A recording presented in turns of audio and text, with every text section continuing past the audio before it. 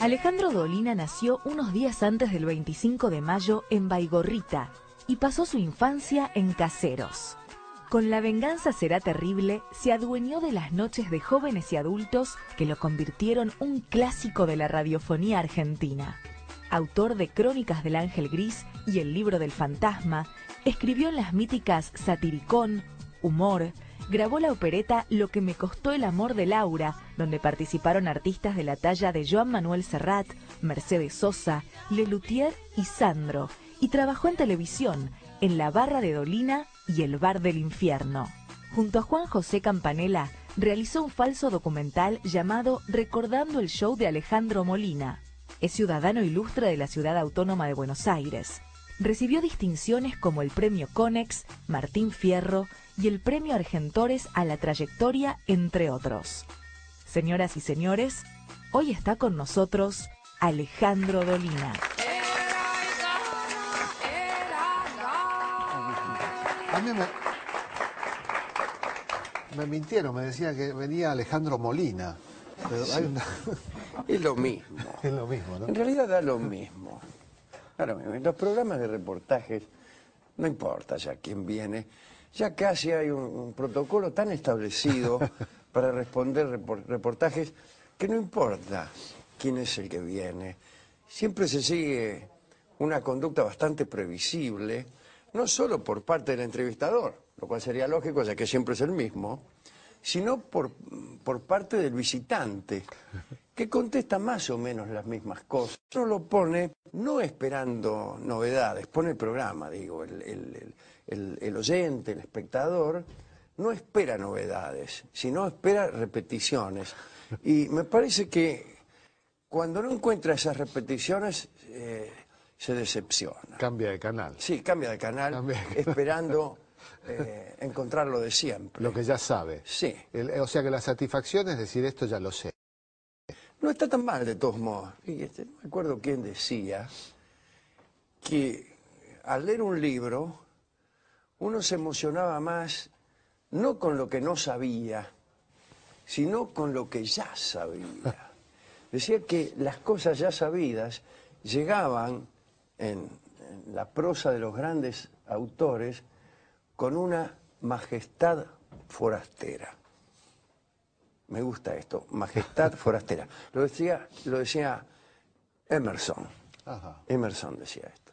La gente debe saber entonces que naciste un 25 de mayo. Nací en realidad un 20 de mayo. 20 de mayo. Sí, y me anotaron un 25 de mira, mayo. una vanidad.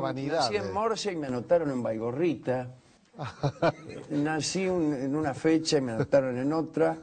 El tipo que anotaba en Baigorrita era un pariente que se encargaba de quitar años a mis tías en los documentos, de manera que es toda una falsedad.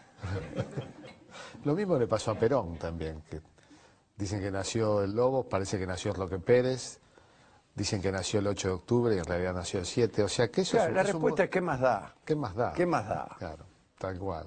Y la otra cuestión es que todos piensan que naciste en Flores, y eso, estamos por ahí, Sí. ya están cambiando de canal algunos, No, al contrario. porque no naciste en Flores. No, no nací ni viví en Flores.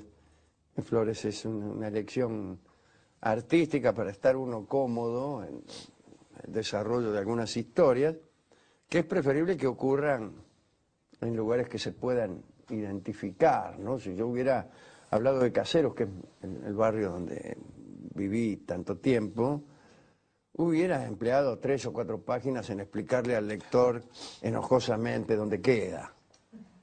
Entonces, mire, usted tiene que... Y bueno, ya el libro se perturba mucho. Ahora, ¿te reportó alguna vez alguien que nació en Flores? No lo sé. Bueno. No lo sé porque no... Hoy. Ah, porque vos sí naciste en Flores. Bueno. Soy de Flores. Entonces... y lo primero que hay que decirle a la gente es que muchos piensan que vos escribís ficciones y relatás ficciones. Y a mí me gustaría aclarar a la gente que no, que muchas de las cosas que vos describís, que esa magia de Flores es absolutamente cierta. Es una, está bien. Es una característica. Pero Yo puedo dar una algo revelación para mí. para también. vos, y podría darte... Es extraordinario. Por ahí la niebla no es verde, hay algunos detalles. Pero está muy bien. Por fin me encuentro con alguien que me revela un hecho singular. A saber que he estado escribiendo periodismo, llámale como quiera. Existen las calles paralelas que se encuentran, todo eso es absolutamente... La Extraordinario. calle Bilbao dobla, por ejemplo. Hay cosas increíbles en Flores. Está bien que el lector complete el libro. Y en este caso, el lector sabe cosas que el autor desconoce. Lo que te puedo asegurar que ser de Flores y leerte es un bonus track, digamos. Ajá. Es un bonus track conocer, de pronto identificar el edificio de la calle Artigas y Avellaneda, que es verdaderamente espantoso. Espantoso, sí, sí. Perdón si hay algún espectador que vive ahí, pero... Yo conozco gente que ha vivido ahí. Yo conozco también. Sí, sí. Nosotros ensayábamos ahí con un quinteto que teníamos. Porque se construyó tardíamente, ¿no? Sí, claro, claro. Y casi todo ocurre en Flores al norte. ¿Por qué es eso? Porque yo nací en Flores al sur. Porque lo conocía mejor, yo. Ajá. Lo conocía mejor. En virtud de esos ensayos que se prolongaban hasta la madrugada, yo tenía que caminar muchas cuadras para tomar colectivos que no siempre eran muy oportunos en sus recorridos. Entonces tenía que caminar muchas cuadras y me aburría muchísimo. Entonces miraba, tomaba apuntes mentales de cosas raras que veía, o trataba de que algunas cosas vulgares fueran para mí raras, y aproveché después ese material para escribir, material que no tenía del otro lado. Lo único que faltaba es que cruzara la vía, siendo que yo iba para Caseros. Claro. ¿No? Pero me aparecen mencionadas calles como Francisco Bilbao, Sí, donde sí, yo sí, nací. sí. Ahí, por ejemplo, hay un lugar mágico, que es Francisco Bilbao 2455, un acontecimiento mágico que allí vive mi madre, de 91 años, y el segundo que allí nacieron 2 diputados nacionales. ¿En el mismo El mismo edificio? edificio, sí. Mario Oporto y yo. Es una cosa bastante curiosa. Sí, sí. ¿Y Habría por que qué ver... no ponen una placa? No, porque que diga, sería arruinar el edificio. aquí Es un han edificio... nacido 2 diputados nacionales. El No. otro día, un señor francés, Yo te voy a decir por qué no después. me causó un enorme desengaño. Alguien dijo... Los franceses siempre jodiendo, ¿no? Siempre... Alguien discutía esta versión uruguaya de que Gardel nació en Tacuarembó, etc. Y juraba que había visto en Toulouse un cartelito que decía, en esta casa nació el cantor Carlos Gardel, no sé qué. Y salió un señor francés que dijo que los franceses acostumbraban a mentir mucho con esas inscripciones, por razones turísticas o simplemente por malevolencia. Y que en la plaza de Bosch había un edificio que yo he visto en donde una inscripción juraba que ahí había vivido Víctor Hugo, no Víctor Hugo Morales, y que eso era mentira. Entonces yo casi me desmayo y le dije que había perdido mucho tiempo mirando con emoción ese edificio, aleccionando a mis hijos acerca de las novelas de Víctor Hugo, y contándoles El hombre que ríe, y señalando una ventana y diciéndoles que tal vez detrás de esa ventana, etcétera, y que todo había sido en vano. Pero los franceses tienen una industria, descubrí el otro día, de la inscripción falsa o verdadera del aquí vivieron. Así que la ciudad de Buenos Aires Deberíamos, sí, no. Lo que pasa es que el edificio es un exponente de la arquitectura de la modernidad mal entendida de los años 40, y sería una pena arruinar el estropicio. Que los arquitectinos algún día deberán enfrentar su culpa histórica. En ese edificio, por ejemplo. Sí, en este y en otros terribles, ¿no? Su culpa histórica y además su insujeción, porque basta recorrer cualquier avenida de Buenos Aires para ver que no solo son muy malos, sino que son todos diferentes en su maldad. El viaje El viaje iniciático es tomar la autopista 1. Ah, claro, sí. Y porque ningún arquitecto piensa cómo se va a ver el edificio desde arriba. No, no, no. Y realmente es horrible, es una experiencia tremenda. Sí, sí, sí. Bueno, ¿cómo fue tu infancia en Caseros? No lo sé. Muy normal. No, pero ¿jugabas a la bolita? No jugaba O sea a la que bolita. Era el también único eso es juego al falso. que no jugaba. ¿No jugabas a la bolita? No, era el único juego al que no jugaba. Yo confesé, después de haber escrito un ensayo acerca de la bolita, que era muy malo jugando a la bolita. Yo nunca alcancé a dominar la técnica de la empuñadura de la bolita, que no es esa. No, perdón. Vos lo explicás, es esta. Sí, es esta. Es esta. Ah, no, yo tampoco. Con el tercer dedo, no con este. Ah, yo con este tampoco. la bolita sale por cualquier lado. Con este. Bien. O sea, vos sos un crítico de la bolita, como muchos críticos no Como entienden. muchos críticos no entienden saben nada hacer. Pero de eso no entiendo nada. No, yo a la bolita, has después explicado- todos los otros juegos sí jugaba. Yo tuve que leerte a vos para enterarme, por ejemplo, que la bolita japonesa no es buena. No, no es buena. Sí, ya voy. Ninguna persona seria aceptaría una bolita japonesa como cambio, ¿no? De Pero- todos modos, ahora, todo se ha igualado, ¿no? Nadie distingue mucho la diferencia entre una bolita japonesa, una lechera, y la vida sigue igual. Yo creo que debemos acostumbrarnos El cambio. no solo al cambio, sino a que nuestras preferencias son banales. Aquellas cosas por las que a lo mejor nos dejaríamos matar no son otra cosa que banalidades, que caprichos. ¿Quién sabe si vale la pena? Ahora, ¿valió la pena, en tu vida valió la pena tu contacto con el periodismo, ¿no? Bueno, primero con la publicidad. Tu primera experiencia como escritor fue como publicista o como músico publicista. Como publicista, sí, sí. Como músico también al mismo tiempo. Pero en aquel entonces, yo diría que la publicidad era un poco el refugio de quienes todavía no podían ejercer la escritura en forma verdadera, ¿no? Entonces, se adiestraban escribiendo anuncios publicitarios, y en el caso de los músicos, se hacían la mano escribiendo jingles, tipos que por ahí no tenían mucha ocasión de dirigir a 5 músicos. Claro. De pronto, Y entonces se hacían la mano escribiendo. ¿hiciste textos o canciones? ¿Hiciste las dos cosas? Las dos cosas, música y Por ejemplo, ¿qué hiciste? Digamos, ¿te acordás alguna el frase? gráfico, la propaganda del gráfico. Sí, la rúbrica esa del gráfico que todavía anda a veces por ahí, Ajá. es mía, y aquella del Banco Popular Argentino también. Si me mandan al banco muy contento. Eso es... Porque dan el 25%. Sí. Y después, más aquí, la música de presentación de Clemente. Eso también. Cuando en los actos políticos uno dice, somos la patota del doctor, Eso es tuyo. Eso lo he y no has compuesto cobrado yo. un solo peso de Sí, he cobrado. Pero no en los actos. Pero no en los actos. Sadaik Los actos no se paga. Sadaik no No pasa se por paga. los- No pasa por ahí Sadaik.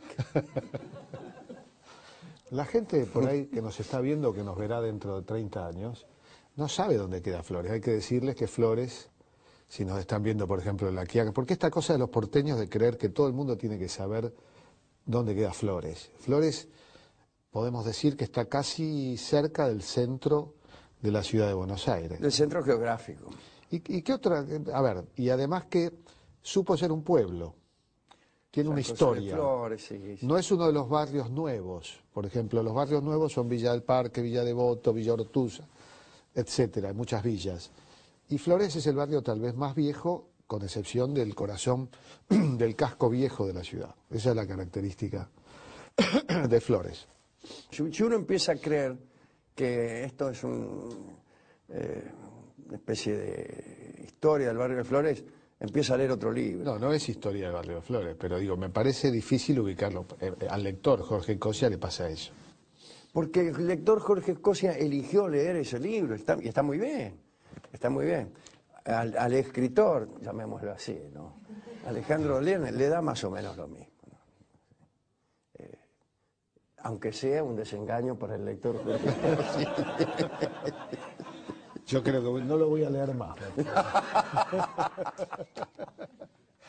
Castigo. Es más, voy a organizar Incluso una asociación puede de puede imaginarse un momento históricamente verdadero que están Flores, ¿no? O Devoto. Y hay un segundo de duda. No, mejor Flores. Por eso, el desengaño me va a llevar a organizar la asociación de ex lectores arrepentidos de Alejandro Dolina. Y nos vamos a asociar con algunos de las agrupaciones de No, ficción. pero yo con tristeza veo que Jorge ha leído todos estos libros, nada más que porque transcurren en Flores. Yo pensaba que tenían alguna clase No, de yo valor solamente- literario. es una y el suerte tipo de- lo leyó porque él nació en Flores y los libros parecen transcurrir en Flores. Entonces lo leyó. No, yo los leí por nacionalismo barrial. Hay algo que te caracteriza, que es difícil discernir, encontrar diferencias entre tu modo de relatar. Uno te escucha, has hecho radio, televisión, escribís, hiciste papeles secundarios, poco importantes, como por ejemplo un personaje intrascendente, hizo de Dios, por ejemplo, Alejandro Dolina, ¿no? Una cosa, ¿cómo se compone a Dios? En esa película en que yo trabajé, mal. Vamos a decir, la película es... Las puertitas del señor La López. puertita- No, pero es buena película, a mí me gusta. A mí no me gustó te tanto gustó? y mi actuación me pareció de las peores actuaciones de la historia del cine. No tengo un buen recuerdo. Sí, Es yo un mérito Me, ese. me avergüenzo mucho. ¿Sí? Eso sí, sí. Y Dios era un tipo, un viejo barbudo. Era la visión de un ateo de Dios. Una versión bastante... El ateo en este caso era Fisher. Era Fisherman. El sí, director sí, de sí. cine, sí, a mí me gustó. Bueno, pero aparte de haber hecho de Dios, una cosa que uno encuentra es esta semejanza en tu relato oral y tu relato escrito, ¿no? Hay como una interacción, hay como una Puede ser. frontera difusa. También podría uno pensar si no se trata de una flojedad de relato escrito o de una excelencia del relato oral. O es tan bueno el relato oral que se parece asemeja. preparado, o es tan malo el escrito que parece improvisado, ¿no? Bueno, pero hay, No lo sé. en muchos escritores se elogia la virtud de que el relato parece que uno lo escucha. Sí, así sí. que también Digamos depende. que esa sería la forma correcta de leerlo, ¿no? Claro, Sí. yo creo. De cualquier manera, te voy a ofender seguramente diciendo que cuando uno te lee, uno ve una prosa erudita, uno ve mucha lectura detrás de lo que escribís. Has leído mucho. Sí, es verdad. He leído mucho y mal. Pero yo creo que eso es producto de que sos muy curioso. Sí, y muy descuidado también. Yo he tenido una juventud con una mezcla, incluso de amistades y de influencias, malas y buenas, que han hecho de mí un lector absolutamente desprolijo y en muchos casos superfluo. He leído, yo te juro, Jorge, he leído cerca de 500 novelas policiales. Es Por mucho. favor. Es mucho. Eso no se puede salir entero de eso. No, nadie sale entero. No. Más sabiendo que quien lee una, de algún modo ya la leyó todo. Como si hubiera leído 500 veces el caso Nueve Dedos. Bueno, vamos a ir a un corte y seguimos. ¿Por qué? Sí, porque por convención. Acá hay una voz, hay alguien que me dice que tengo que ir a un corte. Hay un señor ahí dentro, acá adentro, y me dice, vamos a un corte.